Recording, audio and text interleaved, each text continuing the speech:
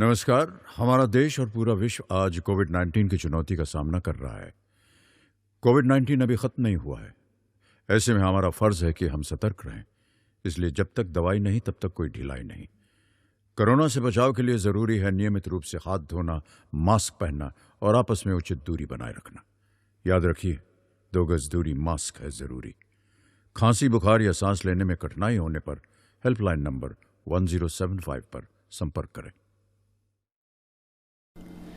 Good morning students, मैं रामवती साहू।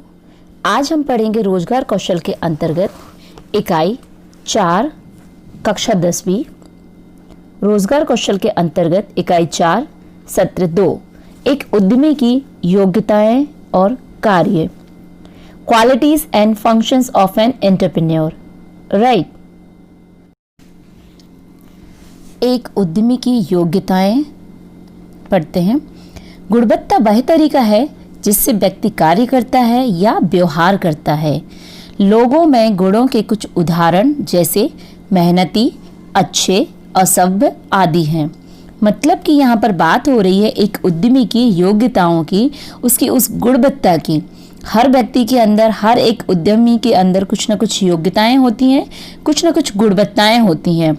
वो गुणवत्ता उसकी पॉजिटिव भी हो सकती है और नेगेटिव भी हो सकती है। राइट। जैसे कुछ लोगों के गुणों में जैसे मेहनती होना, ये उनका क्या है, क्वालिटी है, उनका एक गुण है कि वो मेहनती हैं। अच्छे हो सकता है किसी का नेचर बहुत अच्छा हो, जो उसके जॉब का नेचर है वो बहुत अच्छा हो। Nature of products, nature of man, nature of any other thing. Right. Then असभ्य, किसी का हो सकता है बोलचाल अच्छा ना हो। तो ये सारी की सारी क्या है, qualities of an entrepreneur. Right. Then हम देखते हैं एक उद्यमी की विशेषताएं। यह आपको खुद पर विश्वास होना चाहिए, आपको कॉन्फिडेंट होना चाहिए और बिजनेस डिसीजन लेना आना चाहिए। मतलब कि यहाँ पर बात हो रही है कि आपको खुद पर विश्वास होना चाहिए। राइट। आपको कॉन्फिडेंट होना चाहिए और बिजनेस डिसीजन आपको लेना आना चाहिए। अब कॉन्फिडेंट मतलब आप जो काम को करना चाह रहे हो, जिस काम को आपने स्टार्ट किया है, जिस काम को आप लाइक प्रीवियस में आपने शुरू किया था, उन सभी पे आपको क्या होना चाहिए, कॉन्फिडेंट होना चाहिए, विश्वास होना चाहिए कि I can do this work. Okay. और बिजनेस डिसीजन लेना आना चाहिए कि बिजनेस डिसीजन मतलब कि आपको आपके बिजनेस में क्या करना है, क्या नई प्लानिंग आपको लेके आना है, कहाँ से आपको फाइनेंस अरेंज करना है, कहाँ पे आपको सेल्स मार्केटिंग का काम डिस्ट्रीब्यूट करना है, डिवाइड करना है किसी के लिए, वो सारे के सारे डिसीजन आपको सेल्फ लेना आना चाहिए। ओके। देन मेरा व्यापार चलाना मुश्किल है लेकिन मैं धीरज रखता हूँ क्योंकि मुझे पता है कि सफलता जल्द ही मिलेगी। मतलब कि यहाँ बात आ रही है कि मेरा व्यापार चलाना मुश्किल है। हर कोई व्यक्ति के लिए कुछ ना कुछ काम करना इजी होता है, कुछ ना कुछ काम करना टफ होता है, लेकिन मैं धीरज रखता हूँ कि मुझे पता है कि सफलता जल्द ही मिलेगी। मतलब कि जब हम कोई बिजनेस स्टार्ट करते हैं, कोई व्यापार चलाना स्टार्ट करते हैं, तो हमें क्या होता है, बहुत सारी स्ट्रगल्स का फेस करना पड़ता है, बहुत सारी समस्याओं का सामना करना पड़ता है। बट मैं अपने अंदर पेशेंस रखता हूँ, मैं धीरज रखता हूँ कि मुझे पता है कि सफलता मुझे जल्दी ही मिलेगी। ओके। देन ओह, यह विचार काम नहीं आया, लेकिन यह ठीक है, मैं नई पहचान बना रहा हूँ। कई बार ऐसे होता है कि हम कोई वर्क स्टार्ट करते हैं, कोई काम शुरू करते हैं, बट हमें उसमें क्या वो पहचान नहीं मिल पाती है। वो हमें लाइक जो हम काम को करना चाह रहे हैं वो काम हमारा सफल नहीं होता है, या जो विचार हमारे मन में आया कि आई कैन कि जो मेरे अंदर थॉट आया था कि इस थॉट के थ्रू मैं इस काम को कंप्लीट कर दूंगा। राइट। बट क्या हुआ कि वो थॉट वहाँ पे फेल हो गया, वो विचार जो था वो काम ही नहीं आया। उसके बावजूद भी आपको क्या, एक नई पहचान बना रहा हूँ। मतलब कि सपोज आप सेल्स का कोई वर्क करते हैं, मार्केट में कोई वर्क कर रहे हैं। राइट। आप डे टू डे आप मार्केट में जाते हैं, विजिट करते हैं, रिटेल आउटलेट देखते हैं। ओके। एंड अपने प्रोडक्ट को बेचने की पूरी कोशिश करते हैं, बट क्या होता है, वो प्रोडक्ट आपका सेल आउट नहीं हुआ। देन क्या होता है, आपको एन नंबर ऑफ पीपल्स मिल जाते हैं उस बीच में, आप काफ़ी सारे लोगों से पहचान बना लेते हैं, और उसके बिहाफ पे फिर आप जिनसे पहचान बन जाती है उनके बाद फिर आप अपने प्रोडक्ट को सेल करना स्टार्ट कर देते हैं। ओके। मेरे पास समस्या का एक रचनात्मक और अलग समाधान था। यही कारण है कि मैं सफल हूँ। मतलब कि हर व्यक्ति के पास कुछ ना कुछ क्रिएटिव माइंड्स होता है, कुछ ना कुछ क्रिएटिव थॉट्स होते हैं, राइट, जिससे वो किसी भी तरह की समस्या से बाहर निकल सकते हैं और अपनी प्रॉब्लम को सॉल्व कर सकते हैं। यही कारण है कि मैं सफल हूँ और यही थॉट होता है, यही एक रीज़न होता है एक उद्यमी को सफल बनाने का, राइट। उसके बाद में आप देखेंगे कि इसमें एक कहानी दी हुई है जफ़र की कहानी। उप्स, मैंने भूल की, लेकिन यह मेरा फैसला था, इसीलिए मैं इसके लिए जिम्मेदारी लेता हूँ। मैं इसे बेहतर बनाने के लिए काम करूँगा। मतलब कि oops, this is my mistake, right, कि मैंने कुछ गलत किया है, मैं उस चीज़ की भूल थी मेरी, लेकिन वह मेरा डिसीज़न था। Okay, let go. मतलब कि जब हम कोई गलती कर देते हैं, कोई मिस्टेक्स हो जाती हैं हमसे, तो हम क्या सोचते हैं, this is my mistake, okay, I accepted, मैं इस चीज़ को स्वीकार कर रहा हूँ, बट यह मेरा फैसला था उस काम को करने का, इसीलिए मैं जिम्मेदारी लेता हूँ, मैं इसे बेहतर बनाने के लिए काम करूँगा। मतलब कि आपने जो जिम्मेदारी ली वो उस काम को कंप्लीट करने के लिए और उसे बेहतर बनाने के लिए जो जिम्मेदारी ली है उसे आप बेहतर तरीके से कंप्लीट करेंगे। मैं इतने घंटे काम कर रहा हूँ रविवार को भी, लेकिन मैं काम करता हूँ क्योंकि यह कंपनी के लिए अच्छा है। मतलब कि जब कोई एम्प्लॉई अगर कंपनी के लिए इस तरह की सोच रखते हैं, कोई भी एम्प्लॉई अगर अपनी कंपनी के बारे में पॉजिटिव रहते हैं, 24/7 डेज वर्किंग के लिए रेडी रहते हैं, संडे दैट मीन्स कि holiday day, everyone knows very well कि संडे है मतलब कि छुट्टी का दिन है, राइट। उसके बाद भी जो जफ़र रहता है, जो जिसकी कहानी हम पढ़ रहे हैं, वो क्या इतने घंटे काम करने के बाद भी वो रविवार को भी वर्कआउट करने के लिए रेडी रहता है, राइट। लेकिन मैं काम करता हूँ क्योंकि यह कंपनी के लिए अच्छा है, क्योंकि वो किसी कंपनी का एम्प्लॉई है, तो वो कोशिश क्या करता है कि अगर मैं संडे को भी काम करूँगा, मैं हार्डवर्क करूँगा, मैं पूरे टाइम अगर काम करूँगा तो वह उसकी कंपनी के लिए अच्छा है। जब कोई भी चीज़, एनीथिंग, अगर कोई भी चीज़ कंपनी के लिए अगर फ्रूटफुल होती है, कंपनी के लिए बहुत अच्छी साबित होती है, तो वो डेफिनेटली उसका जो रिस्पॉन्स है, उसका जो रिजल्ट है, वो एम्प्लॉई के ऊपर भी आता ही है। ऐसा नहीं है कि सिर्फ कंपनी को प्रॉफिट हो रहा है तो सिर्फ कंपनी के जो डायरेक्टर हैं, जो एमडी हैं, उन्हीं को ही प्रॉफिट होगा, नहीं। वहाँ पर जो एम्प्लॉइज़ रहते हैं उनके भी बेसिक्स इंसेंटिव्स बनते हैं, उनको भी बोनस दिया जाता है और भी उनको अदर स्कीम्स के अंतर्गत उनको कुछ ना कुछ रिवॉर्ड्स दिए जाते हैं, राइट। तो ये सारे के सारे बेनिफिट्स कंपनी के साथ साथ एम्प्लॉय को भी होते हैं। मैं इस बारे में निर्णय लेता हूँ कि मेरे व्यवसाय के लिए अच्छे हैं या बुरे। मतलब कि वो अपने आप में इतना सक्षम होना चाहिए कि आप डिसीजन ले सकें कि this is like good for my business और this is not good for my business, right. कि आपके बिजनेस के लिए क्या अच्छा है और आपके बिजनेस के लिए क्या बुरा है, इन सभी के बारे में आपको निर्णय लेना आना चाहिए। जब तक एक एंटरप्रेन्योर खुद डिसीजन नहीं लेता है, जब तक एक एंटरप्रेन्योर प्रॉपर तरीके से कोई डिसीजन लेने में सक्षम नहीं है, जब तक वो अपने बिजनेस को रन नहीं कर पाएगा, अपने बिजनेस को एक्सपांस नहीं कर पाएगा, राइट। कभी कभी मुझे बहुत सारी समस्याएं हैं, लेकिन I am not give up. मैं सकारात्मक रहता हूँ क्योंकि यह सब ठीक हो जाएगा, राइट। दैट मीन्स कि इन एवरी फील्ड, किसी भी फील्ड में आप आपका बिजनेस स्टार्ट कीजिए, किसी भी फील्ड के आप एंटरप्रेन्योर क्यों ना हो, बट कभी कभी आपको प्रॉब्लम फेसेस करनी ही पड़ेंगी, ये श्योर है, राइट। लेकिन I am not give up, मतलब कि आप हार नहीं मानते हो और आप सकारात्मक रहते हो, राइट। जब भी आपके माइंड में, दिस इज़ यूनिवर्सल लॉ, कि जब भी आप आपके माइंड में कोई पॉजिटिव सोच रखते हो, कोई पॉजिटिव थॉट रखते हो कि I can do this work, I am here always, I am happy, I am good, anything, जो भी आप पॉजिटिव सोच रहे हो, जो भी आप पॉजिटिव कर रहे हो, this is good for your business, this is good for your health and all, right. तो ये सारी चीज़ें भी आपको विशेष रूप से ध्यान रखनी है, ओके। अब उसके बाद हम पढ़ते हैं कि एक उद्यमी की विशेषताएं क्या होती हैं, राइट। यहाँ पे एक अभ्यास दिया गया है, प्रायोगिक अभ्यास, जिसमें आपको उस प्रायोगिक अभ्यास को करना है और उस सारी चीज़ों को समझना है, राइट। कि एक उद्यमी की जो विशेषताएं होती हैं वो क्या है, उसका आपको स्व मूल्यांकन करना है, मतलब कि सेल्फ एनालिसिस उस चीज़ का करना है, राइट।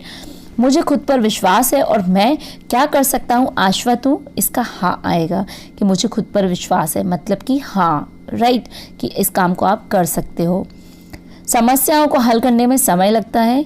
यहाँ पे किसी का हाँ हो सकता है, किसी का इसमें ना हो सकता है, क्योंकि कुछ लोग होते हैं और कुछ प्रॉब्लम्स ऐसी होती है जो बहुत इजी वे में सॉल्व हो जाती हैं, एंड कुछ प्रॉब्लम्स ऐसी होती हैं जो बहुत ज़्यादा टाइम टेकिंग होती हैं, बहुत ज़्यादा समय लेती हैं उस चीज़ को सॉल्व करने के लिए, राइट।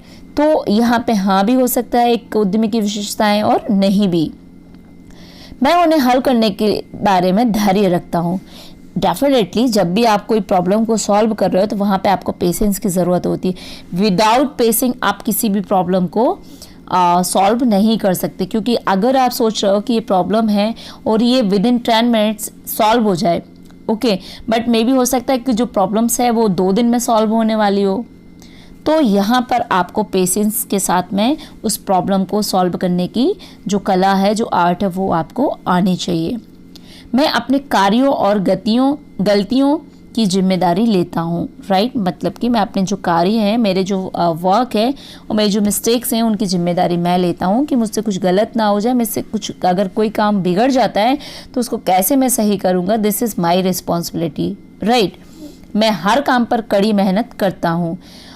एक सफल उद्यमी का एक सबसे बड़ा चीज़ होता है कि हर काम पर कड़ी मेहनत करना।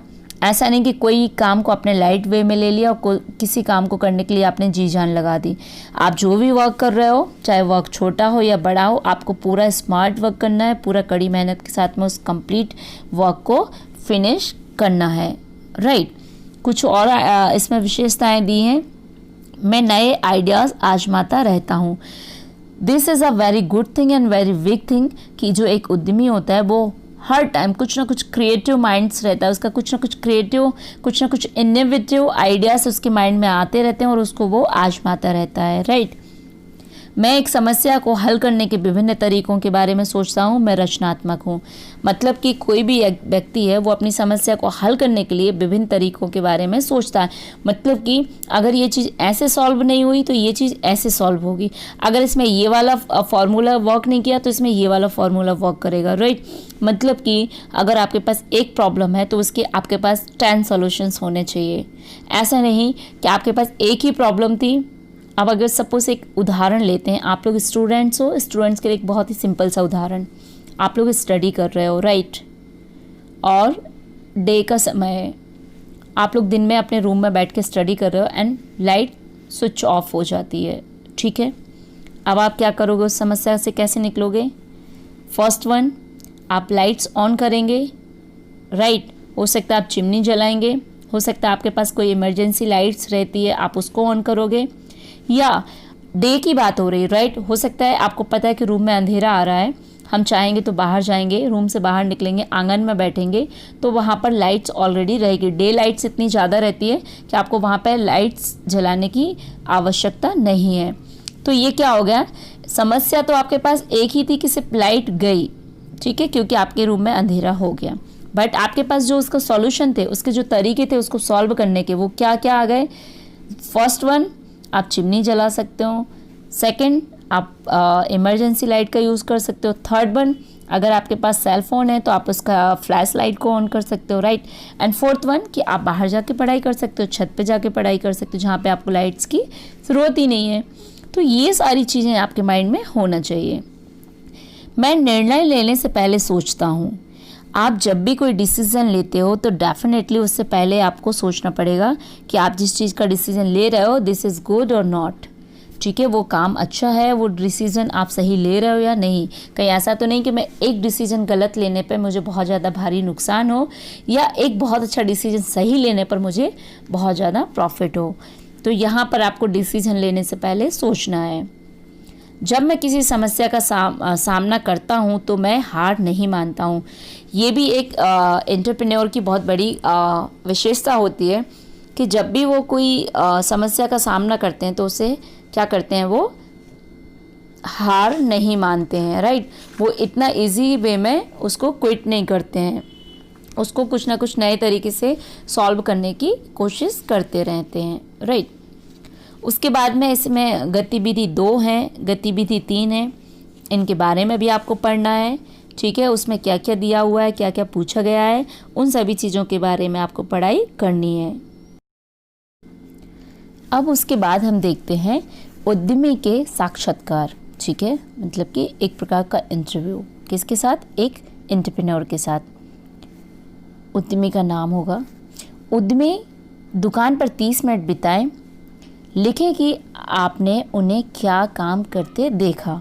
मतलब कि यहाँ पर एक बात हो रही है, सपोज़ किसी स्टूडेंट्स की, कि वो किसी उद्यमी के पास जाए जो एक एंटरप्रेन्योर है और उसकी शॉप पर बैठकर 30 मिनट्स वहाँ पर बिताए, मतलब कि 30 मिनट वहाँ पर बैठे और देखे और अपने पास उसमें लिखे कि उसने क्या काम करते वहाँ पे देखा। हो सकता है कि वो किसी माल को शिफ्ट कर रहा हो कि ये पहले माल आया और अब इसको पहले निकालना है, ये माल बहुत पहले आया था इसलिए अब इसको बाद में निकालना है, या इस तरह का जो भी क्या काम कर रहा है वो अपनी शॉप पर, वो आपको पूरा लिखना है। उद्यमी से बात करें, उनसे पूछें कि वे एक दिन में क्या काम करते हैं। एंटरप्रेन्योर से आपको पूछना है, उनसे बात करनी है कि वो दिन भर में क्या क्या काम करते हैं, राइट, कितना काम करते हैं। वहाँ काम करने वाले किसी व्यक्ति से बात करें, उनसे पूछें कि वे उद्यमी के क्या काम करते हुए देखते हैं, राइट। मतलब कि हो सकता है कि उस एंटरप्रेन्योर के पास कोई और भी व्यक्ति काम कर रहा हो, तो उससे बात करें, उससे पूछें कि उद्यमी को क्या काम करते हुए देखते हैं, वो क्या क्या काम का, एक एंटरप्रेन्योर क्या काम का बोलता है कोवर्कर्स को क्या काम करवाने के लिए, राइट। तो इन सभी चीज़ों को ध्यान रखें। आपके द्वारा देखी गई कोई अन्य चीज़ यहाँ लिखें। मतलब कि आपको पूरा का पूरा एक सेल्फ एनालिसिस करना है कि जब आप किसी शॉपकीपर के पास जाते हैं, किसी एक एंटरप्रेन्योर के पास जाते हैं, तो उसका जो डे टू डे लाइफ में जो वर्किंग होता है वो कैसा होता है। तो आपको ओनली 30 मिनट्स वहाँ पर बैठना है और वो सारी चीज़ों का एनालिसिस करना है कि वहाँ पे कैसे काम किया जा रहा है, क्या क्या हो रहा है, वहाँ पे कोवर्कर्स क्या काम कर रहे हैं, वो जो एक एंटरप्रेन्योर है वो क्या काम को कैसे डिवाइड कर रहा है। इन सारी चीज़ों के बारे में आपको ध्यान रखना है और उसको कंप्लीट करना है, राइट। उसके बाद एक और एक्सरसाइज है हमारी। कक्षा में हर कोई विभिन्न प्रकार के उद्यमियों से बात करता था, लेकिन जब आपने अपने दोस्तों से मिली प्रतिक्रियाओं की तुलना करते हैं तो आप देखेंगे कि सभी उद्यमी कुछ सामान्य गतिविधियां करते हैं। इन गतिविधियों को कार्य कहा जाता है। मतलब कि जब भी आप किसी से मिलेंगे, ठीक है, तो आप हर किसी के लिए कुछ ना कुछ काम करते हुए देखेंगे, कुछ ना कुछ प्रतिक्रियाओं की तुलना भी करेंगे आप, राइट। कैसे तुलना करोगे कि भाई मैं दिन भर में ये काम करती हूँ, मेरी दोस्त दिन भर में ये काम करती है, ठीक है, तो उन दोनों की जो प्रतिक्रिया हैं काम करने की वो अलग अलग रहेंगी, ठीक है। कुछ सामान्य गतिविधियां भी हो सकती हैं, जैसे कि आप भी खाना बना रहे हैं घर पे, आपकी सहेली भी घर पे खाना बना रही है, दोनों का काम करने का तरीका हो सकता है वहाँ पे सेम हो कि दोनों एक साथ खाना बनाना स्टार्ट करती हैं, राइट। तो इन सारी गतिविधियों को फंक्शंस या कार्य कहा जाता है। कार्य का अर्थ है एक तरह से काम करना। मतलब कि यहाँ पे जो वर्क है, जो फंक्शन है, उसका मीनिंग क्या है कि एक तरह से काम करना। सपोज हम बात करते हैं सिलाई मशीन की, स्विंग मशीन जो होती है, राइट, वो क्या करती है, वो एक सिलाई का काम करती है, कपड़े को सिलने का काम करती है। तो हम बोलेंगे स्विंग मशीन है, सिलाई मशीन है, उसका फंक्शन क्या है, ठीक है।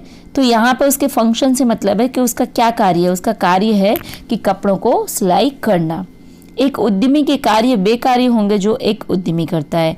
एक एंटरप्रेन्योर के फंक्शन क्या होंगे जो एक एंटरप्रेन्योर को करने होते हैं। जो एक एंटरप्रेन्योर के दायरे में आएंगे वो एंटरप्रेन्योर के कार्य हो गए, राइट। अब उसके बाद में है एक तालिका दी हुई है कि एक एंटरप्रेन्योर के कार्य, मतलब कि एक उद्यमी के क्या कार्य हो सकते हैं उसके बारे में एक दिया गया है, तो उसके बारे में आप लोग पढ़िए। फर्स्ट, डिसीजन लेना, निर्णय लेना। एक उद्यमी हर रोज निर्णय लेता है। एक जो व्यापार होता है, एक जो व्यापारी होता है, जो एक एंटरप्रेन्योर होता है, वो हर रोज कोई ना कोई निर्णय लेता है। आज इस माल को पहले बेचना है, ये उसका डिसीजन है, ठीक है।